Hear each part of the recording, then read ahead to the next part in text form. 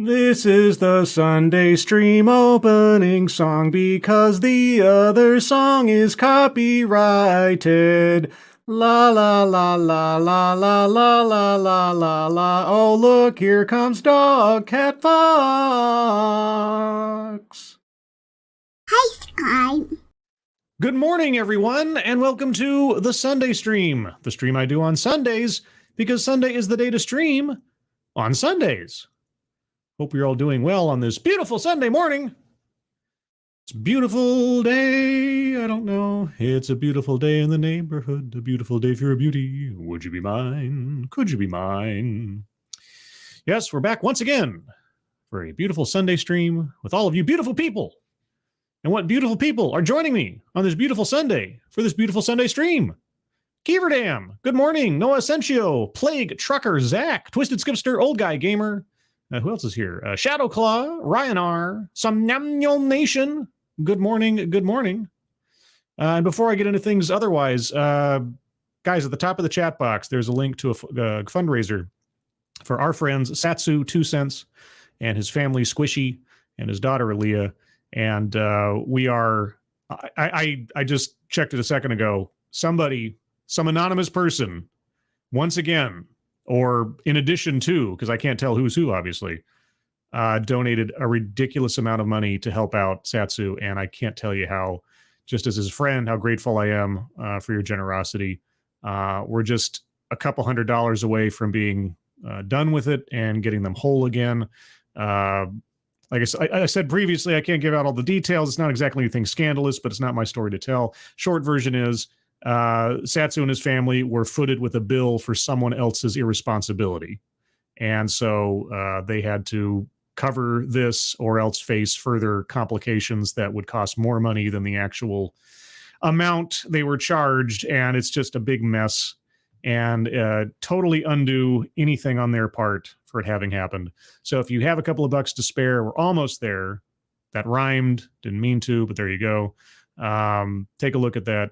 And to everybody who already donated, thank you so much. Like I say, on behalf of Satsu, if he were here, I'm sure he'd be just singing your praises as well. And he has, to me, just, expressed his disbelief at everybody's generosity. Speaking of generosity, before I get any further, Derek LaRue, thank you so much, as always, for your continued support and generosity. Hope you're having a good Sunday so far. Hope you enjoy the show. Let's see. Who else is here? Simon Willikins, Advocatus Diaboli, Brittany Holland. Good morning. Good morning. I hope I didn't miss anybody. If I missed you, if you're lurking, if you're in the future, good morning. Hope you're having a good Sunday. So, as with most Sunday streams, I have no plan leading up to the day, pretty much, and kind of figure it out on a Saturday. And so last night I was thinking, gosh, what am I going to do? What am I going to do? And I said, you know what? It's been a while, maybe all of about 2 weeks, since I looked at a panel discussion. And I thought, okay, I'll just look up panel discussion or something that was posted within the last week. And I'll see what I get. Maybe there'll be something interesting. Maybe something will jump out at me. And lo and behold, within the first 3 results, I get Allyship at PayPal. Both their US and their UK YouTube channels, or maybe their main YouTube channel and their UK YouTube channel, posted this thing. And I was like, okay, you got me. You got me. What is Allyship at PayPal? I guess we'll find out in a moment. A couple of editorial notes. For all of the money that PayPal possesses, alliteration is fun, they apparently, how many P sounds can I get into this? Do not possess appropriate streaming technology. I couldn't keep it up. When I took a look at this video, there were long sections of silence because they had multiple technical issues, people muting themselves and not knowing it or not being connected, whatever. Anyway, I've taken all of that out to save ourselves some sanity. And so you're going to notice, at least in the beginning portion of this, there's going to be some awkward jumps in dialogue. That's just because I saved us about 5 or 6 minutes of nothing happening. So that's the only editorial thing. If for some reason you'd like to see the presentation in its entirety, a link is in the description. But yeah, so that's that. A couple more hellos, and then we'll get into it. JJ Konzi 2. JJ Konzi 2? JJ Konzi 2. Konzi. good morning. Robert Pincus, good morning. Nathaniel Rotskull. I was going to say Ratskull. You're not a Ratskull, you're a Rotskull. There's a difference. There's a big difference in quality between a Rotskull and a Ratskull. And did I miss anybody else? I want to be able to get everybody in here if I can. I think I've gotten everyone. Megan Ring, good morning. All right. Let's see. Uh-oh, did I? Oh, you're right. Somnambular Nation.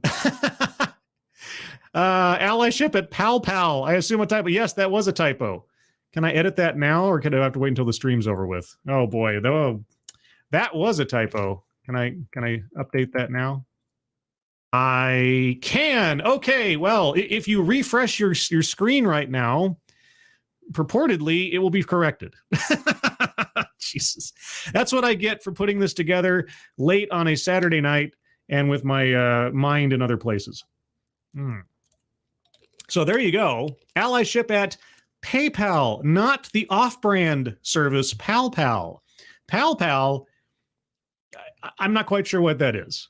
You can rent a friend. Rent a friend? That's what Pal Pal is. Okay, now that we're correctly spelled, and thank you so much for alerting me to that. Yeah. Okay. One of the most professional streamers on the planet. What can I tell you? Coming up on my 7th anniversary in a couple of months. Can you tell? Can you tell? Yeah, Keeverdam has it right. Keeverdam has it right. Dog Cat Fox is your pal pal. It's true. It's true. Dog Cat Fox. Oh, Dog Cat Fox. Wow-wee! Wow! Wow! Yes. My pal pal, Dog Cat Fox. All right, now PayPal. Let's get into it. This sucker goes on for just under 30 minutes. I will go for an hour and a half in real time unless there's something compelling me to go forward than that. And with that, let's begin. Thank you for joining the next event in our virtual Fireside Panel discussion series. Fireside? Where's the fire? Okay, you can't have a fireside panel discussion without a roaring fire. Come on now. Our topic today is allyship at PayPal.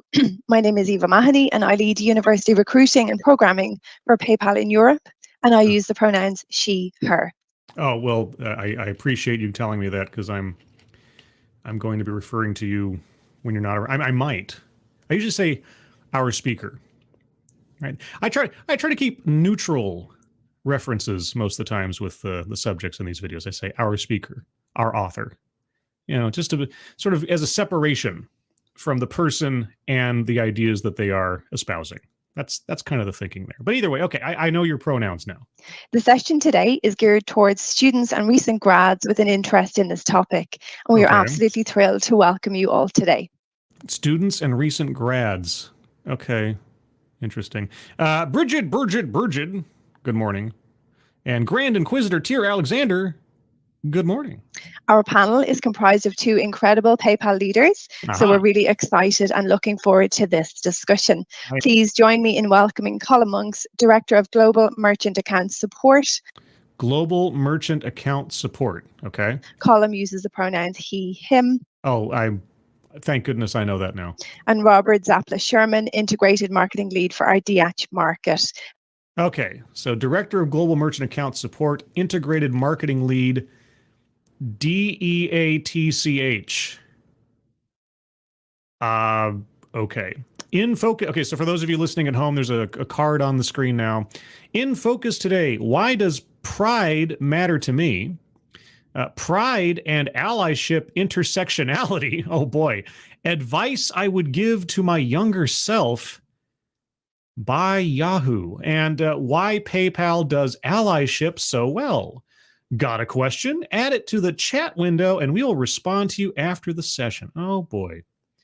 Okay. And this is copyright 2022. What? Okay, well, I don't know when this was actually originally broadcast. I do know it was posted to YouTube within the last week. So maybe it's stale information. Who knows? And Robert uses the pronoun they, them. Oh, does he now? Whoops. Oh no. The gendarme is coming for me. Before we begin, just some very quick housekeeping. Please do feel free to share your comments and your questions in the chat window throughout the discussion, and we will respond to any questions after the event. All right. Anna Lynn, good morning. So without any further delay, welcome Colin and Robert to this exciting panel discussion. Oh, and Sabian 187, good morning. Yes, I'm excited. Are you excited? Really delighted to be here with you today and very much looking forward to a focused conversation on this really important topic. Mm-hmm. So why don't we go ahead and jump right in? Okay, Robert, why don't you kick us off? Absolutely. Hi, everyone. I'm Robert. Thanks, Eva, for the introduction. I'm super happy to be here. As said, I'm integrated marketing lead for the DH region, which means that I cover brand marketing, paid media, social and influencer marketing for the Germany, Switzerland, Austria region. Oh, Austria. I have a very terrible Eurotrash accent I've used in different places, and once I start, I can't stop. It's sort of like Pringles, but okay. It reminds me of you ever see Super Troopers where they pull over the Unts couple? Yeah. Okay, I think while we work through some of the technical issues there, Robert, why don't we go ahead and just kick off and just jump straight into the first question. And it's around the topic of pride and why it matters to you. I wonder if you'd be kind enough to share your insights. Why does pride matter to him? Oh, sorry, to them? I can only guess. Absolutely.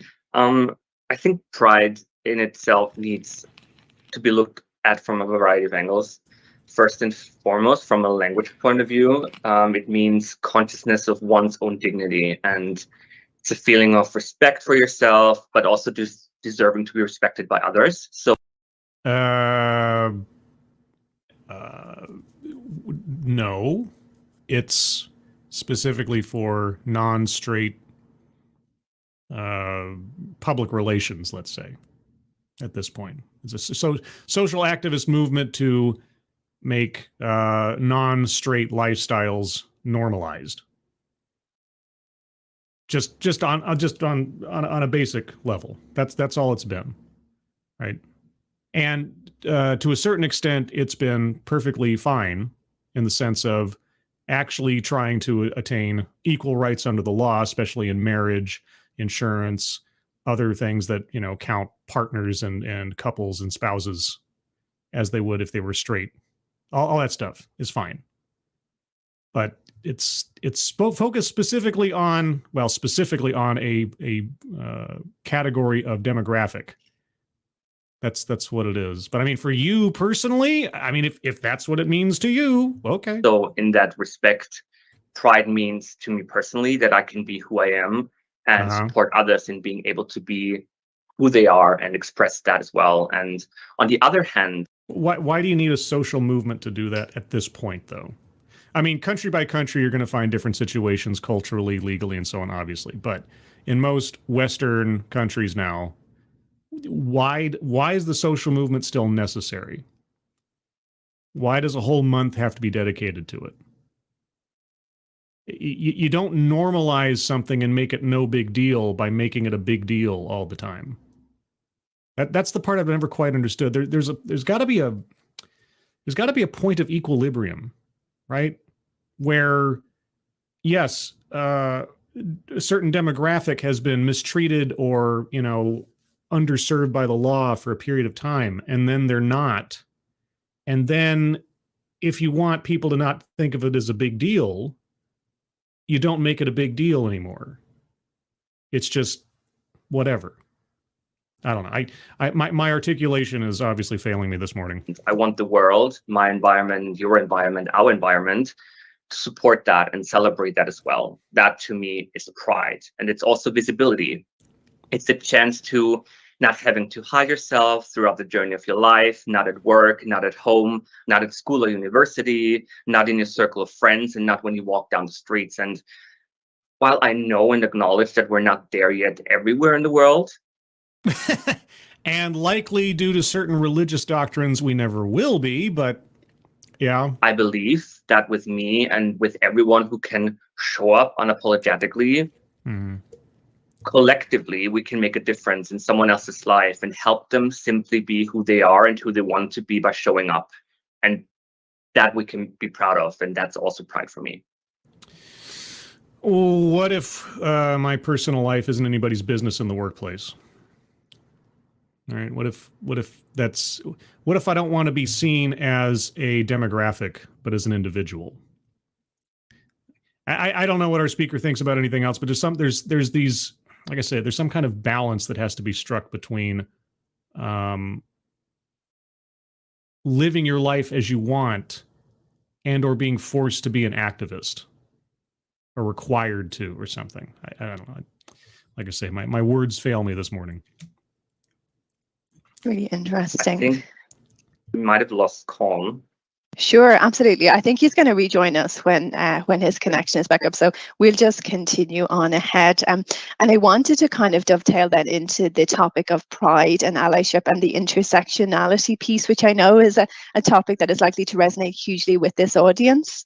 Why can't you have allyship for people just on the basis of who they are and not what demographic they fall into?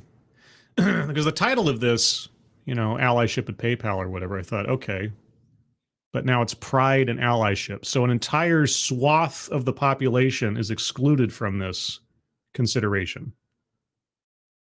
Like if you're not sleeping with or identify as certain people, then you don't count. So I wonder, is that, something that you could speak to us about? Absolutely. And I hope it's not going to feel like a monologue, but I have prepped a lot for this because it's a very important topic to me, and I want to address a couple of things. So please bear with me, and I hope you're not in the slightest bored. But let me start at a different point in time. Oh, I'm never bored. I'll tell you what, with these things, whatever the topic, I'm never bored because I never know what they're going to say next. With the people and the subjects that I look at, and I never know, so it's always a surprise. Tie into allyship and intersectionality, and just a little trigger warning, because a couple of information on violence is coming up now. Oh, that might be why the cops are coming. Can you guys hear that? I got sirens going on. Okay, you're going to talk about violence. Oh, all right. I can't.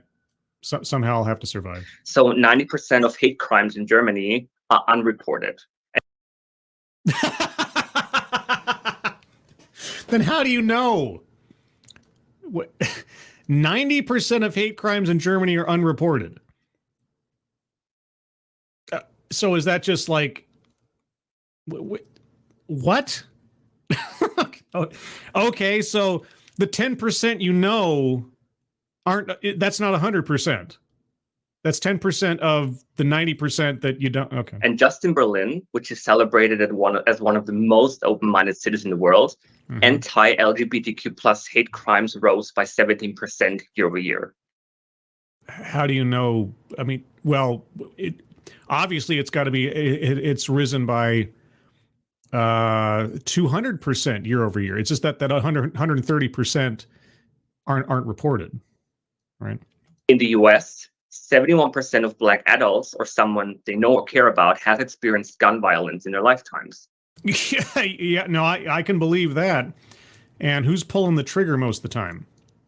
And during the COVID pandemic, more than 11,000 hate crimes against Asian Americans have been reported. So, okay. So there are people out there that don't like other people for what they are. They classify them on the basis of what they look like or how they live their lives, make judgments about them, and decide to not like them for it. And we call this a day that ends in Y. I'm not saying it's a good thing. So it's been going on since the time of man began. And that is just the US, and it continues well after COVID. And the list goes on and on and on. And taking that into consideration, all that is happening outside in the world to marginalized groups and minority groups. Marginalized groups and minority groups. Okay. It is important to talk about and support change and allyship. And okay, so how is change and allyship going to stop hate crimes? How is it going to stop gun violence? So wait. Did you just classify shootings of black men as inherently hate crimes? okay, you kind of went over that one real quick. Yeah, violence against Asians over COVID. Yes, conceivably hate crimes. Violence against people for their lifestyle. Yes, conceivably hate crimes, as though hate is somehow a worse motivator for a crime against somebody than jealousy or just pure anger or something. But okay. But then gun violence. Okay, that was an interesting way you sandwiched that in amongst some other subjects that almost apply to what you're talking about. Allyship in itself, just to get on the definition again, which I'm always a fan of. Okay, well then it should be fairly easy to rattle off. It's kind of the status or role of one person who advocates and actively works for the inclusion of a marginalized or politicized group in all areas of society. So a white knight. And they don't do that as a member of that group, but in solidarity with its struggles. And right, you're an ally, not a friend. You are a helper. You're not part of the group. Right. Point of view and under its leadership. Mm-hmm. So it's not simply about them, but about them supporting and giving voice to others. Giving voice to others. So LGBTQ people, which just sounds like such a weird phrase to me still to this day, sort of like saying people of color. But anyway, okay. People under this demographic have no voice. Asian people have no voice. Black men have no voice. But me, as a white, straight outsider, I can give them a voice. Is that right? And allyship is a journey. You don't wake up one day and you're an ally for every single cause that is out there in the world. That's important to celebrate and support. Why not? Why not? Why can't I be? Like, just right now. I support everybody who's being unfairly treated in the world. There you go. If you're legitimately being treated unfairly in this world, let me know how I can help. There you go. See, I did it. Just then. Panacea. But it's an opportunity for each of us to move along a so-called allyship continuum that was developed by Jennifer Brown with great intention. Whoa, Jennifer Brown. Wait, like, was that the name of the lady on that Talks at Google thing I did years ago? I think I called the video "She Are the Champion" because it was I think it was Jennifer Brown. Well, okay, if I'm right about this, I'll tell you what. I'm happy my memory is so good. Okay. If I remember correctly, there was a Talks at Google thing I did back in 2018, 2017. And it was a lady giving a talk about how she is a champion for a whole bunch of different people at the company that she worked at, or she was like a consultant or something. And so I called the video "She Are the Champion." And is that... if I'm right about that, boy, oh boy, small world of allyship. I'm learning so much. I make connections. Oh my gosh. Okay, so what was that again? Allyship continuum? World that's important to celebrate and support. But it's an opportunity for each of us to move along a so-called allyship continuum that was developed by Jennifer Brown with great intention and agility so that we can create a more equitable and inclusive and workplace and world where everyone feels like they belong. Unless you don't fall within the categories that are immediately thought of as victims, because then you have to be allies, right? I mean, if you're not in victimhood territory, then you only fall into allyship territory, and so your role is to give and never receive. Is that equity? And I won't go into full detail on the allyship continuum. I will definitely suggest that you read on it. So Jennifer Brown. But it moves along 4 stages from apathetic, which means showing or feeling no interest or enthusiasm for a certain cause. That's me on most days, I suppose. Boy, what are the like such a generic, relatively generic name like Jennifer Brown, and suddenly my brain just goes. Sorry, I don't mean to dwell on this. It's just one of those things where, like, how did I remember that? Of all the things, if only I could use my powers for personal gain. Instead, I'm just full of useless trivia until it becomes useful for about 5 minutes. Over to aware, active, until you're at the advocate stage, where you are publicly supporting a cause, a group, or something that where you can show up as an ally. Wow.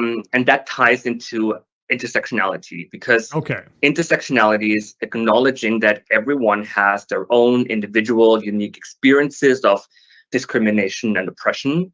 No, intersectionality was a quasi-legal theory developed by Kimberly Crenshaw to say that someone in a workplace had been discriminated against not only because she was a woman, but also because she was black, and because it was 2 forms of discrimination at once. It was actually double bad discrimination.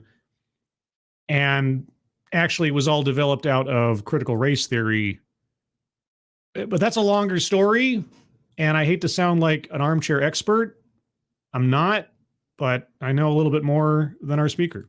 Thank you, Keeverdam. I posted a link to your video chat. Yeah, I saw that. Thank you, Keeverdam. Yes, the link to She Are the Champion, I guess, as a background piece.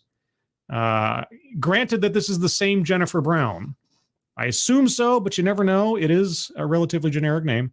If it is the same Jennifer Brown, then you can get some insight on where she was coming from with the whole allyship championing thing from several years ago.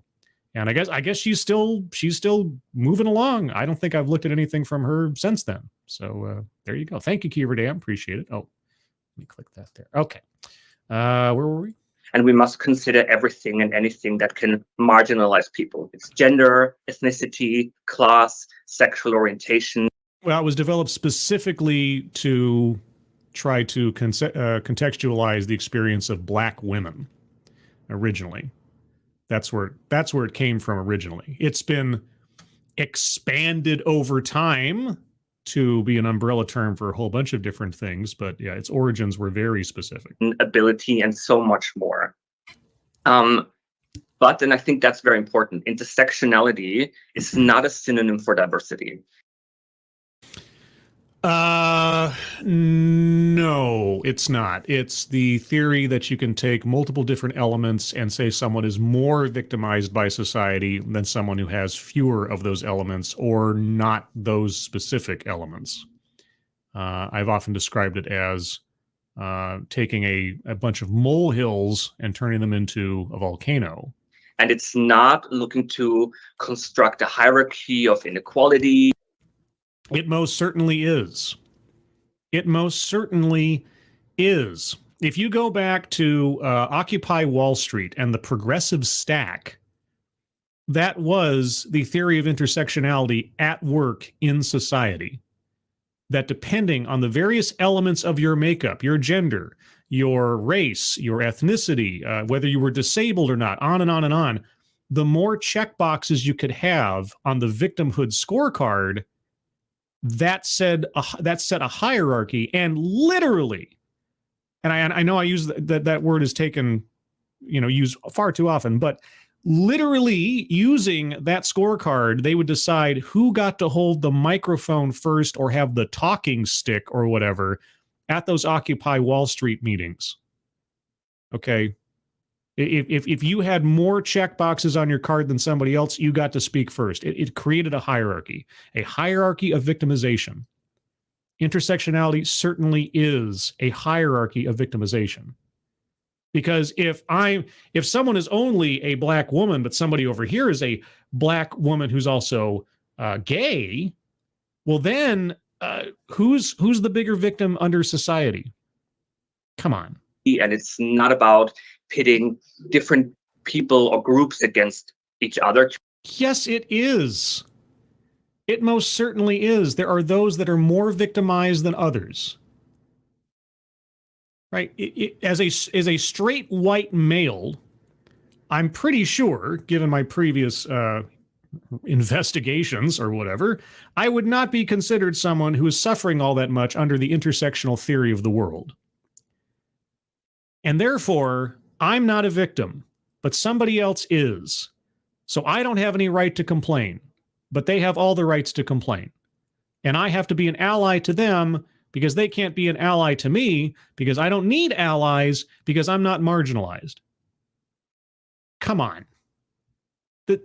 Stop it. To assess who is the most marginalized or disadvantaged. It is primarily a tool for understanding invisible hidden power relations and how they shape inequality. So, and that doesn't in and of itself create hierarchies of victimhood. That doesn't in and of itself create divisions. If you assume to know the quality of someone's life based on some non-determinative elements of their makeup, that doesn't create divisions. That doesn't create conflict. Come on. Allyship dives into this and connects with this because it showcases how I, as a person, need to be an ally for other marginalized and politicized and oppressed groups, because by reflecting on my identities, my intersections, and practice being mindful, we can become much, much better allies for marginalized groups, for our friends, for people that we don't know, and are also going to be better able to articulate our own experience on the many intersecting identities and power structures that we engage with on a daily basis. I don't engage with identities. I engage with people. You know, there's kind of a, I mean, it's not a perfect system, I suppose, but there's kind of a clarity that comes from only knowing people through their words on a screen. Right? It's about as close as you can get to just interacting with people on a purely thought level basis. I don't know anything about most of the people I interact with online. Right? I don't know what they look like. I don't know what their economic status is most of the time. I don't, you know, all I know is what they think, how they express themselves, and that's it. I don't, and I don't need any of that other information. Right? Ideally, all of that stuff becomes irrelevant anyway. But no, instead, we have to see people as things. We have to assess people as categories in this theory. How does that help anything? You want to talk about a better humanity one to another. You don't break down people into their component parts and then assess them on that basis and see and assume to know something about the quality of their lives or what they need, or immediately identify them as a victim. Maybe I'm just babbling here, but this stuff always really irritates me. At work, in our personal life, in our family lives, at school, at university, in the underground and the metro, it's everywhere. Riding on the metro. So having done a monologue, even though I didn't want it to do it. Well, you seem inclined. I'm going to hand over it. I hope that Com has been able to join again. Robert, thank you so much. You know, really incredibly insightful. And as an ally, that resonates with me so strong. As an ally, because it's like being a different species of creature or something. It really resonates with me. And I think it's really important, isn't it, to say what intersectionality is not just as much as what it is. Yeah, well, I didn't really get an actual definition. Okay. Apparently I know more about the origins of intersectionality than our speakers, which is kind of sad. So I think we do have Colin back, which is great news. So Colin, if you are there, I wonder if you'd like to just do a quick intro and maybe talk to us about why Pride matters to you. What does this have to do with PayPal, by the way? I mean, specifically at PayPal. Like how does this find its way into the inner workings at the company? What does the company do, or what benefits does it provide, or what programs or initiatives does it take part in? Happy to, Ava, and thanks for that, Robert. And apologies for the technical issues my side at the start. Delighted to be here today with everybody. My name's Colin Monks, and I use the pronouns he, him. Oh, thanks for that. I'm part of the Global Merchant Services team here in PayPal. I'm a director of our common support teams that look after our largest businesses across the globe. And I'm also the co-chair for our Pride EMEA Employee Resource Group. Ooh, ERG, a Pride ERG at PayPal. Okay, well that's, ERGs. I just can't get enough of you. Do you have a veterans ERG by any chance? And within that, I've spent the last 15 years working in PayPal and mainly on the merchant and facing side of the business. Could you get closer to the microphone? Is this how you do Zoom calls or something? They're just like sitting way back in the corner? Okay. When I was invited by Ava to talk with Robert today, I was really excited because Pride means a lot to me, and it started off over 28 years ago or more. It's important because it's always been to me about being part of an environment and helping create an environment where I feel I can be myself every day in work, and where my colleagues who are part of the LGBT plus community are able to thrive and be their authentic selves. And we often talk about what does it mean to be your authentic self, and really it's about not holding back. It's really about the deterioration of professional distance. That's what it is, as much as they wouldn't want to say otherwise. Because you're almost always talking about the workplace or a professional environment. It's about doing away with professional distance, and encouraging others to do so as well. What does my personal love life, in as explicit an implication as some of these can be, what does that have to do with the workplace? Why does anybody need to know what I do on my personal time at work? How does that conversation go at work? When does that come up in the course of my job duties? Oh. And I'm going to share a little bit about me holding back and what that meant for me. But kind of to set the scene, my experience within university and my first job coming out of university really had a big impact on who I am today. Wow, going to college had an impact on you. Amazing. Thank you, Chicago Mike. What's wrong with this picture? You work for PayPal and your technology sucks. Yeah, you'd think at PayPal, especially, after and during the pandemic, you'd have a better setup than sitting at the back of the room, sounding like you're talking out through a coffee can on a laptop with a webcam that's like, bolted to the wall or something? I mean, come on. At least... at least Robert and I think her name is Ava, at least they're like, within a foot's distance of the microphone. But okay, anyway. Especially being a gay man and what that means for me. What that means for you? I think it's patently obvious what that means for you. Also influenced the work I do within PayPal from a Pride perspective, but also from the work I do with a number of charities here in Ireland that are focused on LGBT plus issues. Why are you leaving the Q out? I haven't heard LGBT plus said for years. Why are you leaving out the Q? Are you marginalizing the Q? Wait.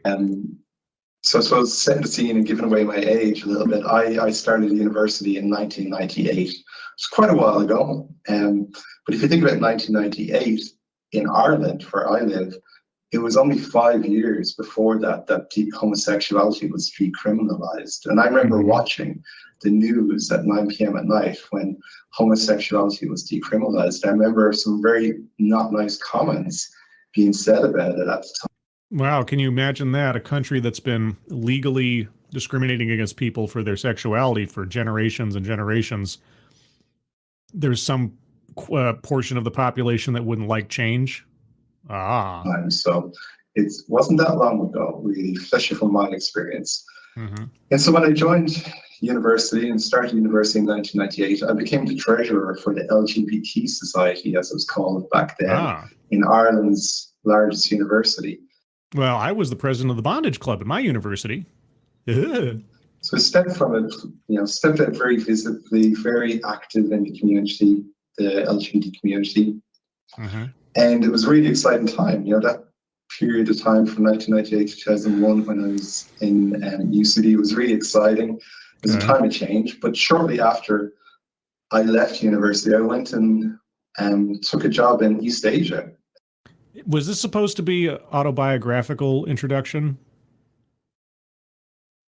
Where are we going, Colm? And in a country where it wasn't possible to be out, there was no LGBT visibility. So I went from being a very out person, very clearly visible my workplace was university, but I was very active in recruiting people and advocating for LGBT plus issues, to a place where I couldn't talk about that part of myself. Okay, yes. Different countries have different customs and laws. Some places are more legitimately progressive than others. And you knew that going in, I'm assuming. But again, if you're working in Southeast Asia, if your primary concern and focus is to work, why do you need to discuss your love life in the workplace? Where I wasn't able to talk about, my boyfriend at the time, who's now my husband. Okay, I can see how that part would be awkward. Somebody starts asking you about your personal life and things, just basic personal life questions, and you have to couch your language or dodge around it. Okay, legitimate. That sucks. At the same time, it's like, okay, well, that's the law, unfortunately. It's a total and absolute pragmatism. It's terrible. And so now you know the contrast between a more oppressive society versus a more progressive society. And awkward time of your life, I'm sure. And that had a really big impact on me. I didn't think of it at the time, but when I reflect back, and it really had a big impact. And I spent a number of years working in Asia, and returned back to Ireland and applied for a job in a company called eBay at the time, actually. And I remember coming in for the interview. eBay. Oh boy, I did a look at a promotional video from eBay with the chief diversity officer, I think in my first year or so of doing YouTube. Did the people at eBay ask you about your sex life? And there was a big rainbow flag outside the building. Oh. And I knew that I was welcomed. And you knew that you were welcomed. It's all about you. Okay. I don't know. Does that mean that straight people weren't? Or should feel like they're less valuable because there's not a flag out for them? I just, in my idealized world, and I realize this is never going to happen, we just live and let live. I can't call myself a libertarian because I don't know if I fall in that kind of thing, but just, I don't care. I'm not going to look to date you. I'm heterosexual. I'm not going to ask you about your love life. I couldn't give a rip less about it, especially in the workplace. You do whatever you're going to do, as long as everybody's a consenting adult and nobody's getting hurt, or at least, hurt beyond their tolerance. Again, BDSM president. I don't care. It's not my business. It's got nothing to do with me. It has nothing to do with how I'm going to evaluate, or should have nothing to do with how I evaluate your work performance or anything else. Why? Why do we need to bring someone's personal life so explicitly into the workplace? And it's got nothing to do with, because that's yucky, or that kind of lifestyle's yucky. No, I don't want to bring mine into it either. I don't want to hear about what somebody else's little escapades are at the workplace. It's not my business. Doesn't matter. Can we get to a point where it is literally an irrelevancy? You want to normalize it, you normalize it to where it doesn't even become a question. It doesn't even become something that has to be pointed out or paraded around. Like, who cares? I think that's a really important part, because we often talk about acceptance. And when I think about pride and why it matters to me, it's not about acceptance. Acceptance is the minimum. Acceptance is the minimum. Can't just be the universal. Okay. To be welcomed. People. Okay. Well, welcome you for what? You haven't done anything. What you okay? You like to sleep with a certain type of person, right? You sleep with just this gender or that gender. That doesn't tell me anything about you. I should welcome you what? Because of your sex life? I don't care about your sex life. Who are you? The person, the individual, your character. None of that other stuff matters. Okay. Need to be welcomed, and that's what's really important for me. And that's why pride really, I care so much about it. I don't want to be accepted. I want to be welcomed. And you don't want to be accepted, you want to be welcomed. Oh, well. Gee, wouldn't that be nice? Just because of who you sleep with. I don't want to be accepted. I want to be welcomed. Okay, well, I don't know what to tell you. I don't tell you. Everybody is welcome until they're not. Right? In my world, everybody is welcome until they show something about themselves that excludes them out. If you treat people badly, you commit crimes or something. All right. I was part of a live action role playing group for over 10 years. Okay. And you want to talk about a welcoming group. The entire population was made of freaks and geeks, right? Everybody who was marginalized in high school or something because they were a nerd, because they were different, because they were a goth, because they were a gamer, because they were quiet, whatever. You want to talk about the most welcoming space. There were no, the only barriers to entry were that you weren't a jerk. That was it. Nobody assessed anybody else on their personal lives. And if they did, they were found out pretty quick, and then they became a jerk. That's what welcoming is, or it doesn't matter.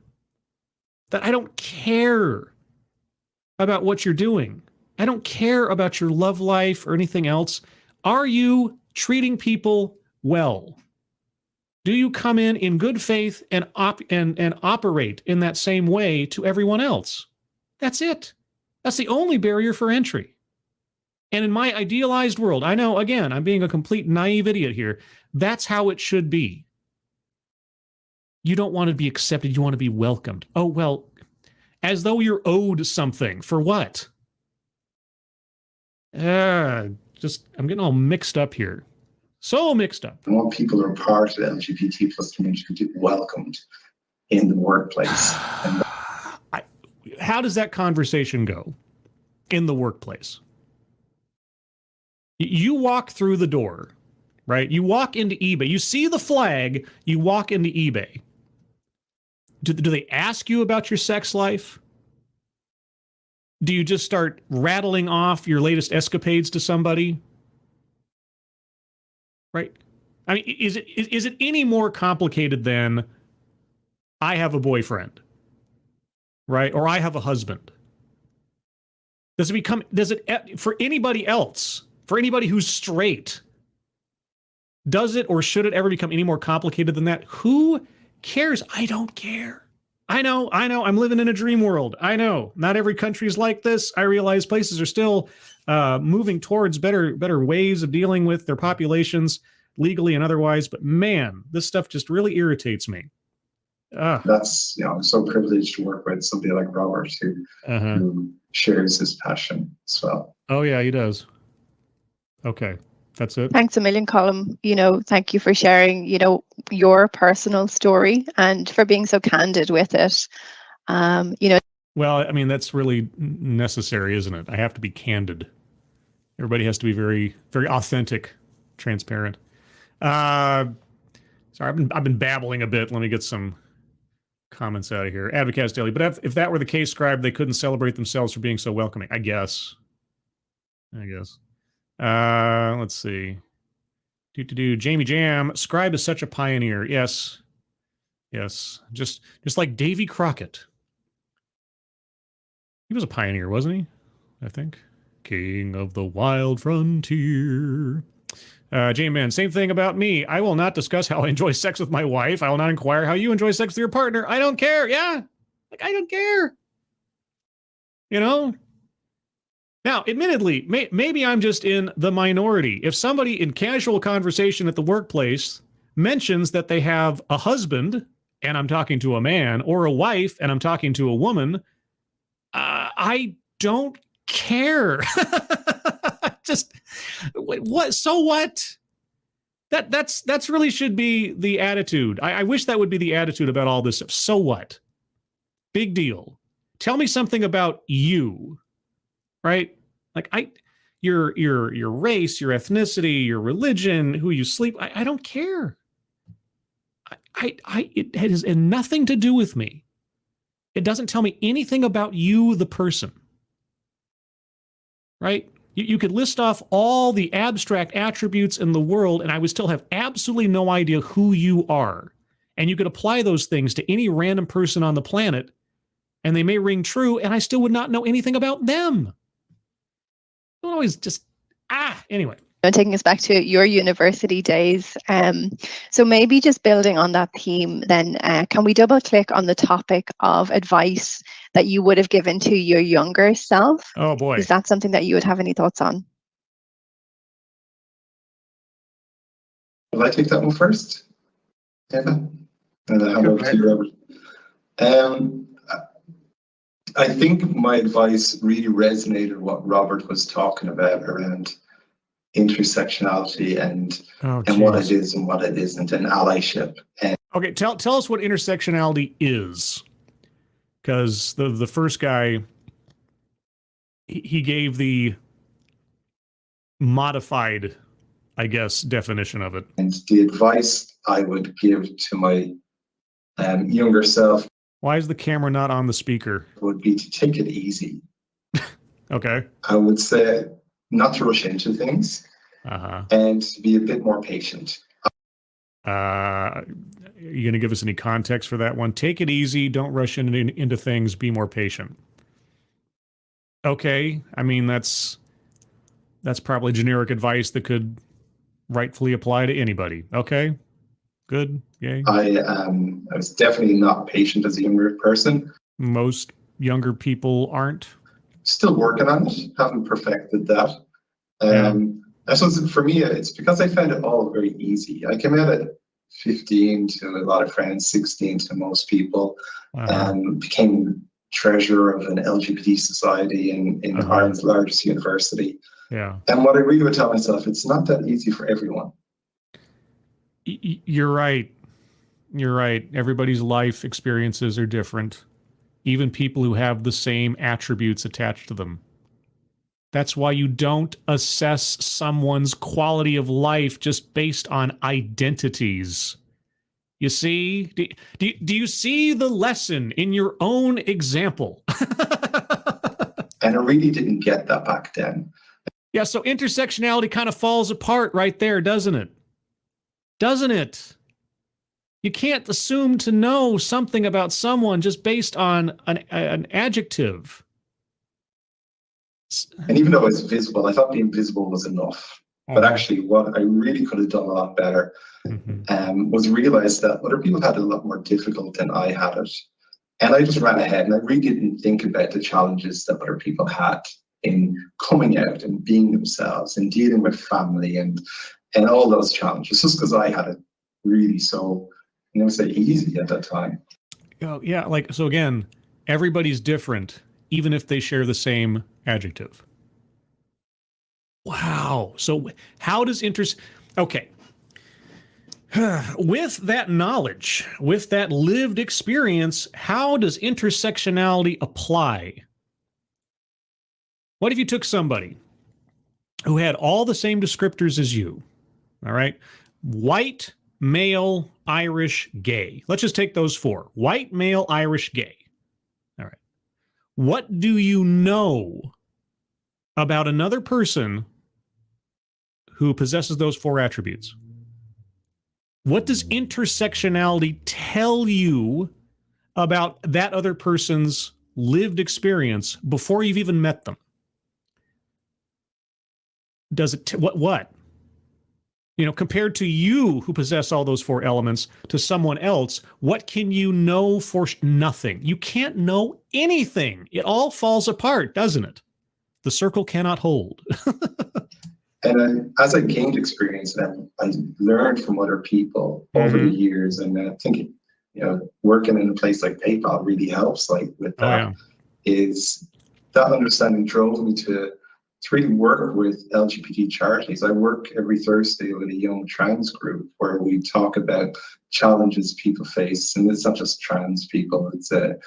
It's not just trans people, but it's a trans group. Okay. It's young people who identify as female, and young people who identify as female. This is getting more complicated as we go. And how they are. Some of them are having really great experiences. Some of them are having less great experiences. And so again, tell us how intersectional theory makes any sense. That experience and that lesson around not everybody has it easy is what led me to want to work with charities and to really give my time to support people. And okay, well, just on the face of it, volunteering your time and energy to charities that are actually helping people, not knowing exactly the situation of the charities he's fulfilling. Okay, good, great. Public service of some kind, helping other people. You've been through life, you can help other people. Good, great, fine. What does this have to do with intersectionality?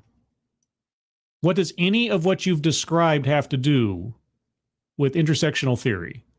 And it really comes back to, I think, what Robert was talking about, is being that active participant, moving from passive to active participant, and using the power that you have and the privilege that you have. Yeah, but see, here's the thing. By the definition we've been given, you don't count as an ally because you're part of that demographic. You belong in that demographic. Allies are the people on the outside that are helping in, you see. At least that's what I was told. If that's not true, if you're actually an ally, but you're not, okay, I'm confused. To aim to support people in a better way. Yeah. How about you, Robert? Sure, I think we share a lot of similarities, and I don't want to downplay any experiences because I subscribe to what Colm said, that not everyone has the privilege that I had when I came out, that people supported me and that I had a family that supported me. And so again, how does intersectional theory apply given that knowledge? I had a sister that was there and my friends, and yes, obviously there were every now and then derogatory remarks from people around me because I read very clearly homosexual.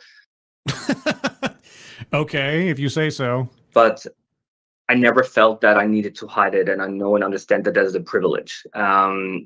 Okay, and your experience does not count for everybody's experience, right? Okay, good. Yes, everybody has an individual life. Circumstances go one way for one person and another for another, even if they share similar surface level elements. But, and that is also very relatable to you, Colm, is I always realized and always felt that life is about me and my choices. Yes, your life is about you and your choices to a certain extent. I mean, obviously there are X factors of, lightning bolts from the sky sometimes, but yes. But I also then made the mistake to only worry about me and only worry about myself and not understand the kind of impact I could have by showing up with kindness, by early on addressing my unconscious biases that my family put into me, and by simply understanding that my personal actions have consequences for other people as well. How long did it take you to come to that realization? And I learned a lot from that. Now, a couple of years later. So you were a ridiculously self-centered individual who didn't care about what other people thought or how your actions affected them. Okay. Don't get me wrong. I know adults today who operate in that same mindset. I just, again, Mr. Idealist here, hoping that people kind of figure that out within their, first 10 years of life, but whatever. I know and celebrate exactly that, and work hard on myself, and also work hard to get people to a place where they understand that we all are part of a whole, of a collective. No, we are not part of a whole or a collective. We're in fact not. I guess it depends on how high up the chain of commonality you're going. We are all human beings, but and that the space that we take up, we share, and it's important to understand that we share that space, and it's important also to know that we are still valid to take up space, but also have to make space for others.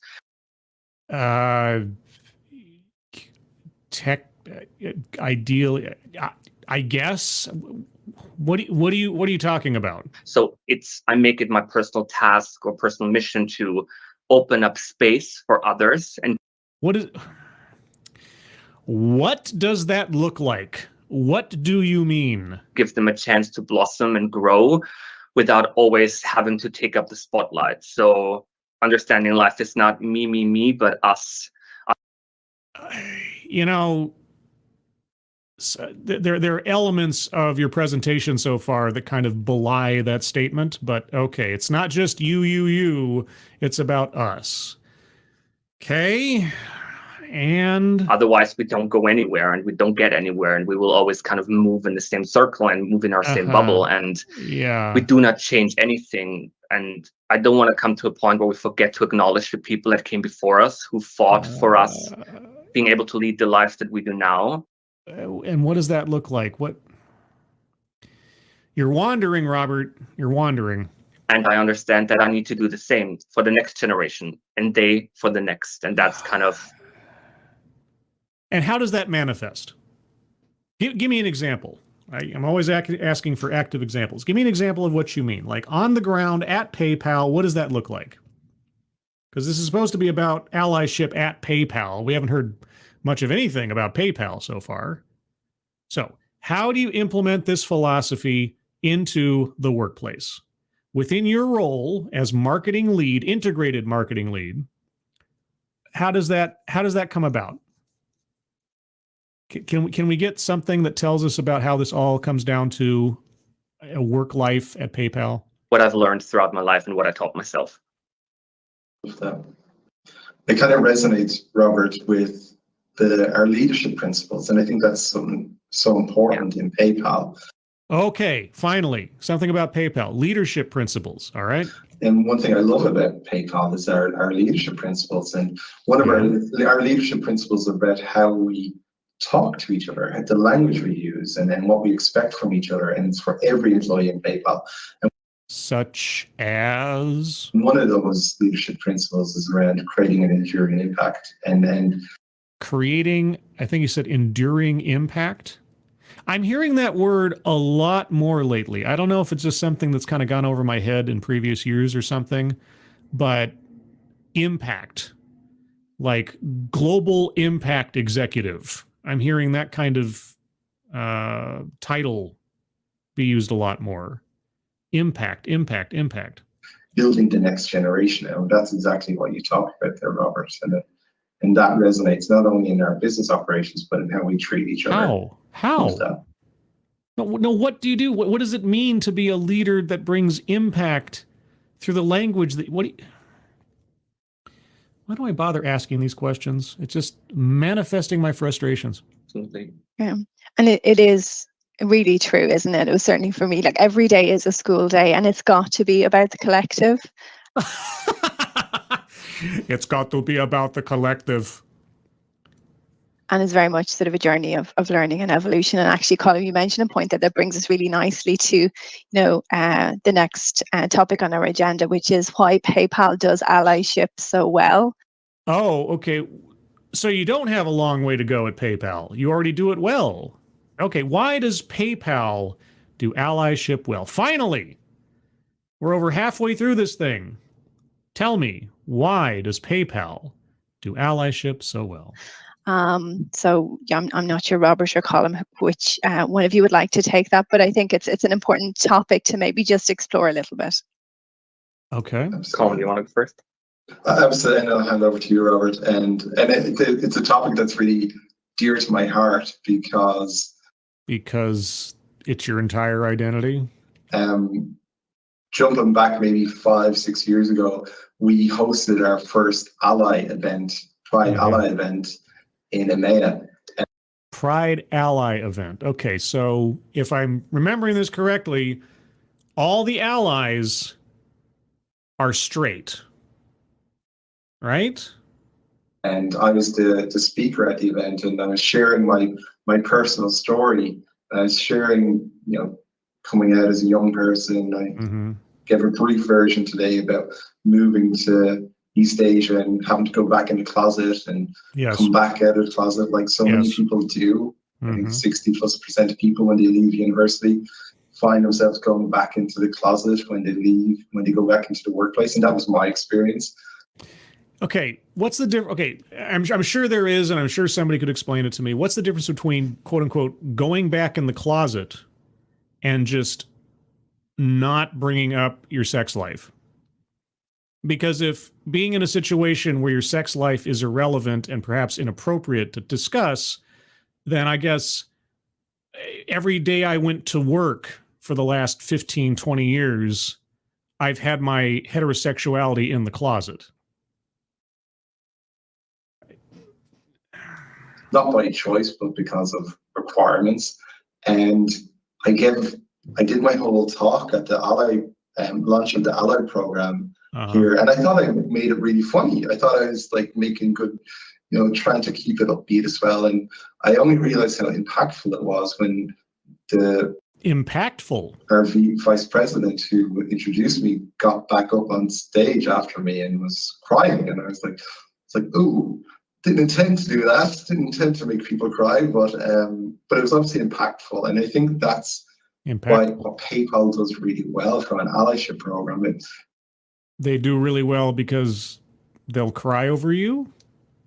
We bring people's stories to life, and we share. Whether it's you're an ally for Pride or an ally for Unity, which is our women's network, or your women's ERG's Unity. Wait a second. You have a women's network called Unity. Okay. Or Amplify, which is our Black employees now. Amplify, which is your Black employee.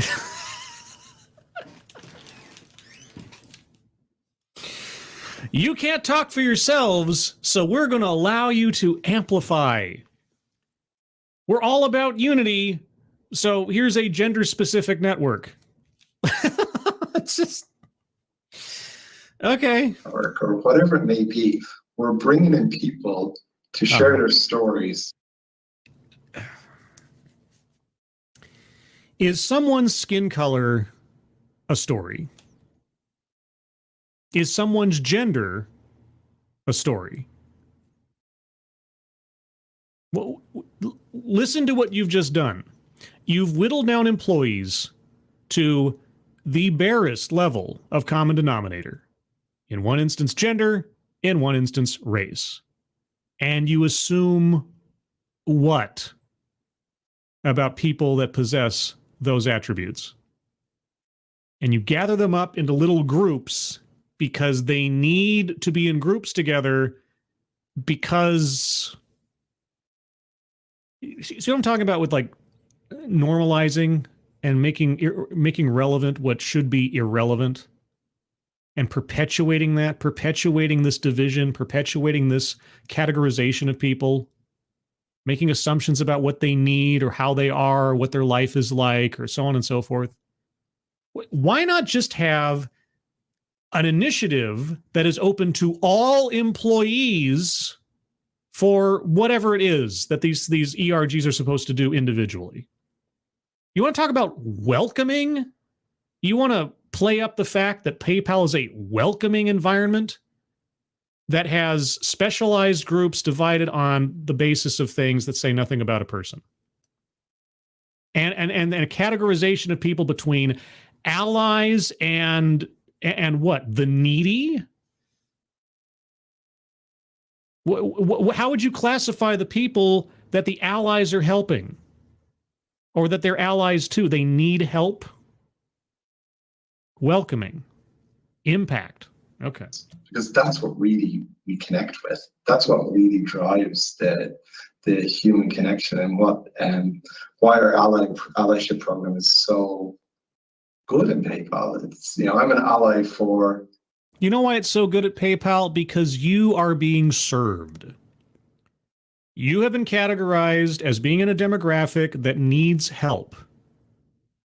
You have all the support in the world, not because you earned it, but because of what you are, because of what you do in your personal life.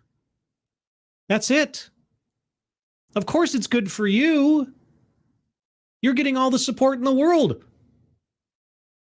I'm sure you're enjoying every minute of it.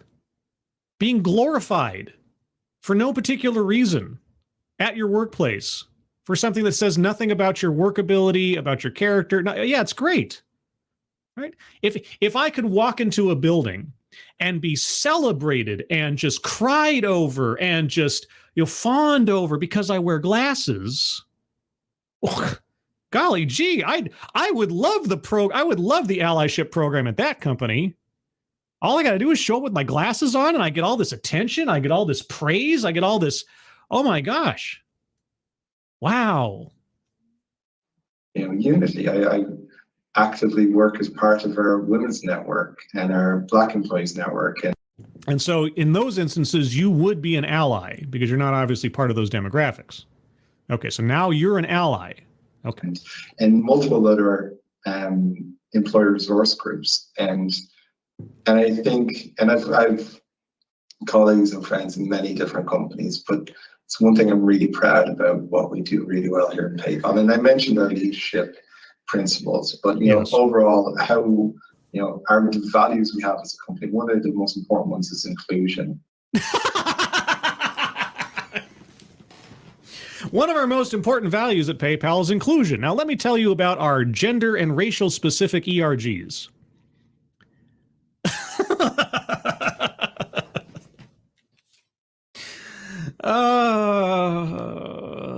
I always love that. I always love DEI. When DEI meets ERGs. When DEI meets ERGs, that should be like a quasi corporate romance novel. When Harry Met Sally, when DEI meets ERGs, or BRGs, as last week showed us. Yeah. Diversity, inclusion, and our current CEO, who's retiring soon. I always love this quote from him. He was talking about how inclusion has to be a conscious choice. Inclusion has to be a conscious choice. I guess it depends on what we're talking about.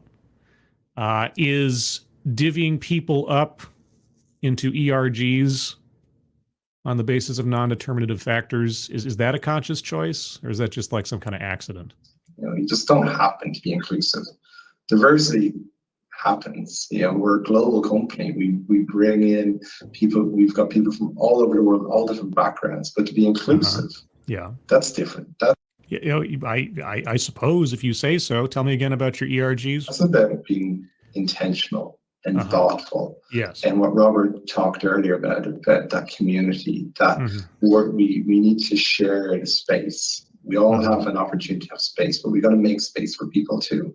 And that's what, to me, PayPal does really well from an allyship perspective.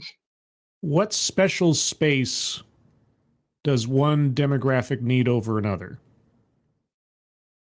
Like what does that mean? And I'm not being facetious when I'm asking. I'm just curious. Like what in the minds of our speakers, what does that mean to quote unquote make space? What does that look like on the ground? Give me an example. In the conference room, on the floor. Like what is making space for someone, whether it's one particular demographic or another? What does that mean? For sure. What about you, Robert? What's your thoughts on what PayPal does with allyship? There are a lot of things that you already said that I definitely second.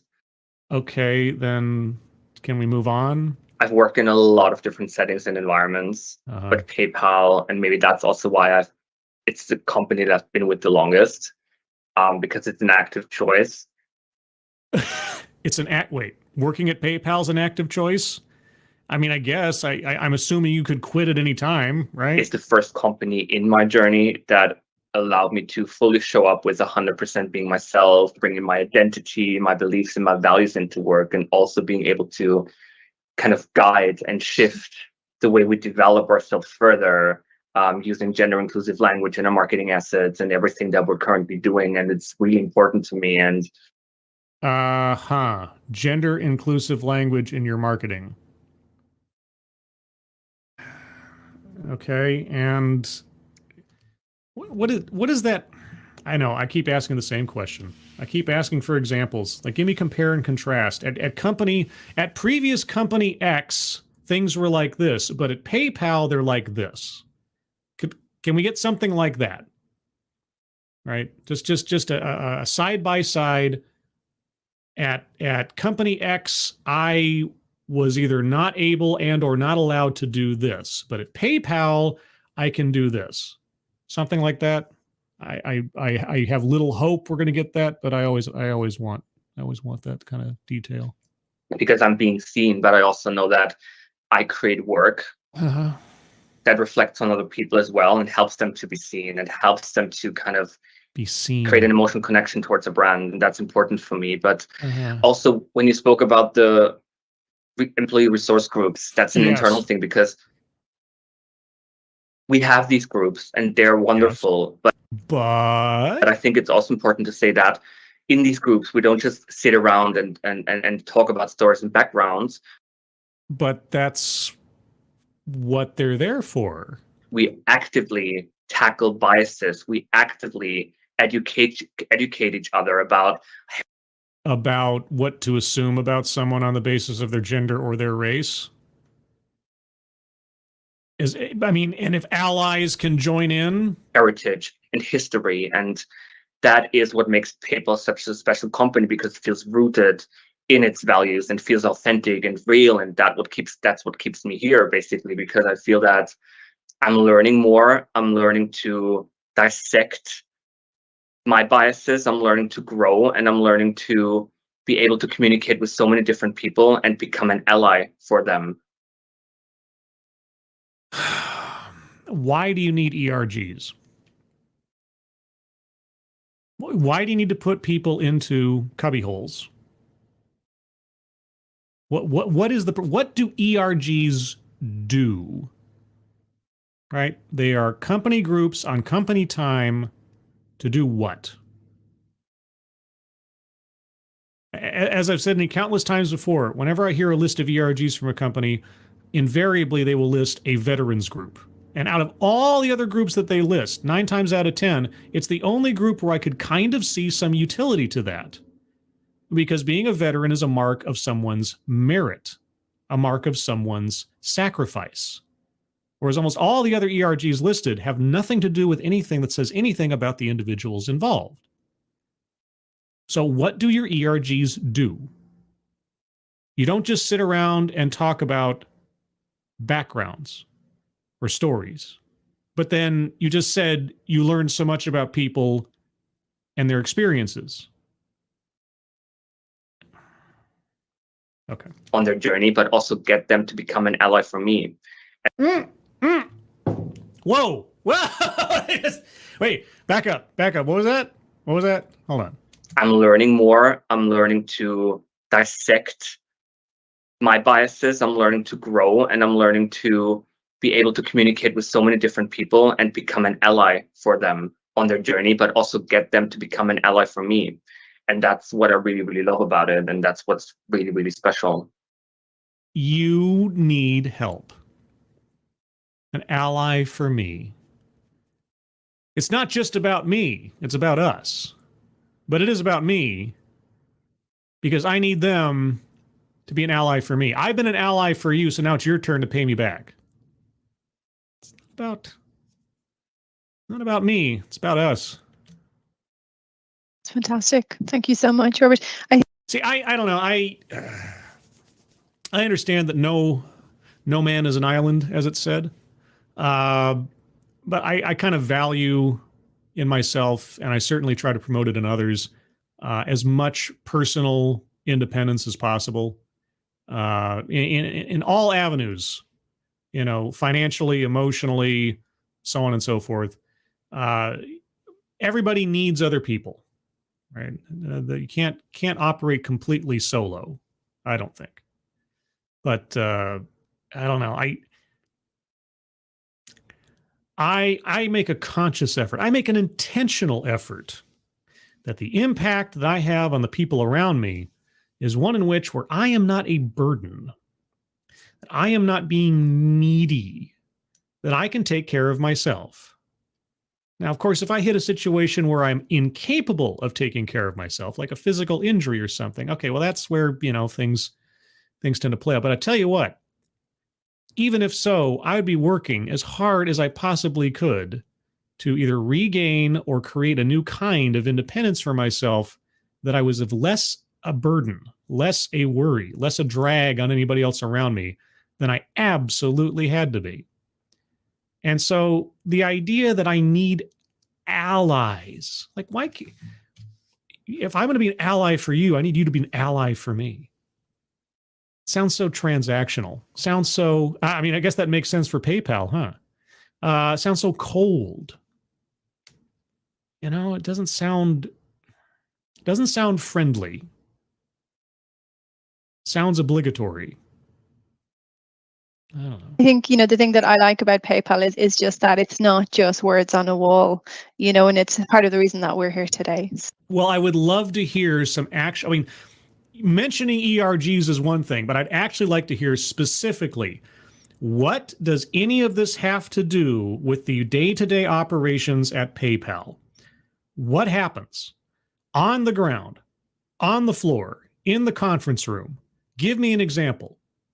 Something tangible and not just, high-minded, nice notions about how you feel about things. So thank you for that. I'm very hesitant to say this, but sadly we are actually nearing the end of our time. Oh, Still have a little bit of time, but we're getting closer to the end. And Robert, I wonder if you could maybe, start to kind of wrap up this session nicely for us. Maybe some parting thoughts, maybe a call to action for the group. If I can leave that. Oh, the call to action is that Robert needs more allies. that was the call to action I just heard. But in your capable hands, that would be great. Absolutely. So to wrap it up, first of all, thank you for everyone for listening and opening yourselves up to Eva, Com, and myself. Thanks, Com, for the conversation, and Eva, to you as well. Wasn't much of a conversation, more than a series of personal declarations, but okay. I think for me, the most important lessons is just 2 words: be kind. Be kind. Oh, it'd be nice. It's a Beach Boys song. Wouldn't it be nice? Just be kind. Yeah. When you see something, you stand up for other people, because we all have different experiences. We all have different paths. We all have had different opportunities, talking about equity. But intersectional theory is still a thing, right? But we all need help at some point. We all need an ally and a friend. It's not statecraft, for crying out loud. Just we do not just do it for us and for them, but also for the next generation.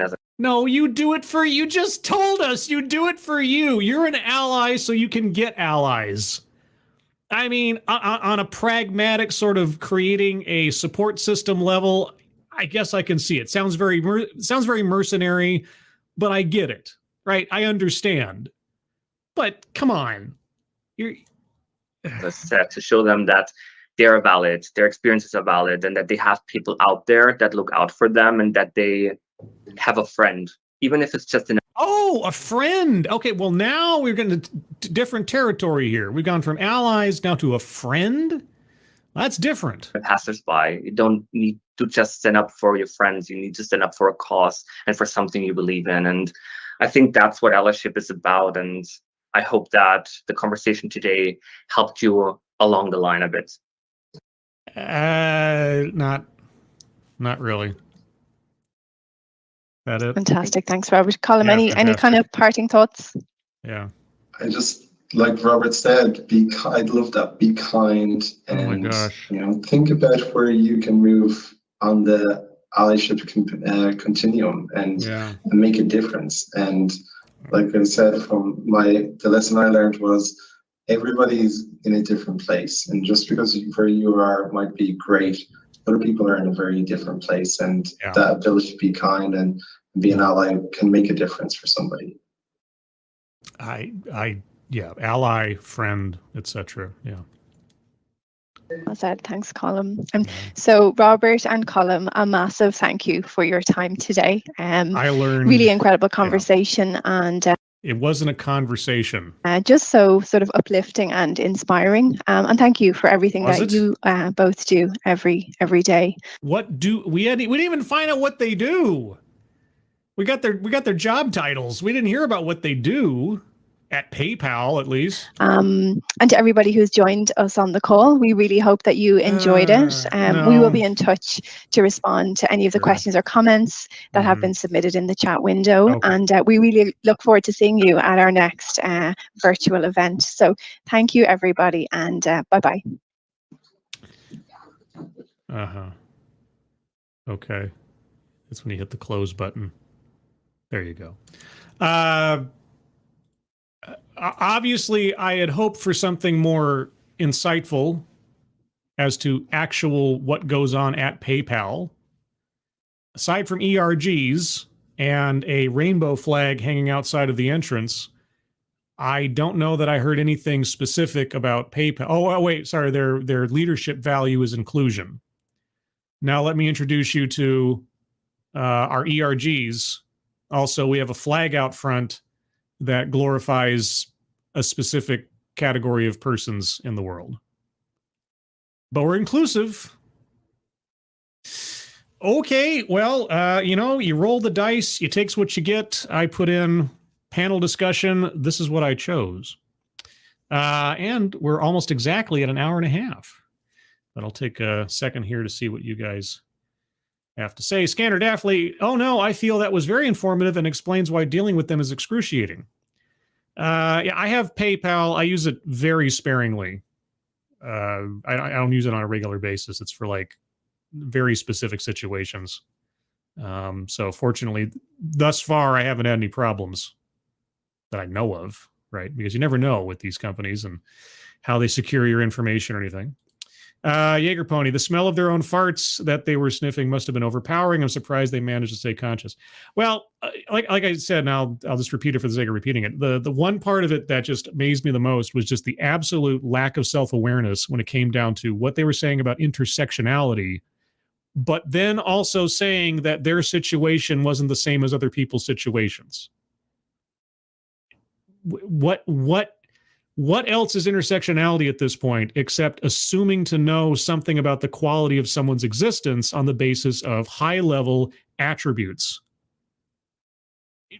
It kind of falls apart. And just that alone, to me, just boggles the mind. Advocatus Diablo, is there a money transfer company that takes a more laissez-faire attitude towards human interaction? I don't know. If I tell PayPal that I'm part of a specific demographic, will they treat me better or worse as a customer, do you think? I don't know. Bridget, wouldn't a new parent ERG be actually beneficial? Again, there are. I have seen things like, and it was a long time ago. I think it was was it a Yahoo ERG situation or something? There was at least one company that had a single parent's ERG, right? And that is an experience that can befall anybody, right? And it is a mark of a consequence of a particular circumstance in your life that you might need some extra networking, like babysitting or maybe some health advice. Yeah, right? That makes sense. ERGs as a concept to me aren't necessarily bad. It's how they're implemented most times. If you want to have resources at work for employees that find themselves in situations that are just life situations, right? Like here, like I say, here's a new parent ERG, or again, here's the veterans ERG. Here's the I don't know. I'm trying to think of something like a cancer survivor ERG. Something like that, right? You know, the life throws a lightning bolt at you and you're in a very special circumstance. You're still trying to make a career out of things, but you need a little extra help for something that you have no control over, or is just, you know, it's just life. Fine. Great. And why all this other stuff? Why then divvy people up on the basis of things that say nothing about their lives? Right? Or at least nothing that determines the quality of their life. Yeah, I never quite understand that. I can see the utility in certain very specific circumstances. The way that they're being implemented in most companies just boggle me. And then to say, oh, we're an intersectional company. Oh, but we're also an inclusive company. Just that doesn't seem to line up. But then it never has. It just never really has. Anyway, everybody, I'm going to wrap that up here because I'm now at an hour and a half, and that's what I aim for. If I didn't get to your comment in the chat, please leave a comment below after the video is posted. Appreciate it. Programming note, tonight at 5 p.m. Pacific, 8 p.m. Eastern, will be the next installment of Book Review of the Vampire, where me and my friend Leonora will be taking a look at the next part of The Vampire Lestat as we continue on in our silly little project, but still fun and informative, of going through, so far at least, the first two books in Anne Rice's The Vampire Chronicles. Likely we'll just keep going because there's so many books and there's only so much time in the world. Also, I have a Discord server, if you didn't know. And the Discord server is going on the chat right now.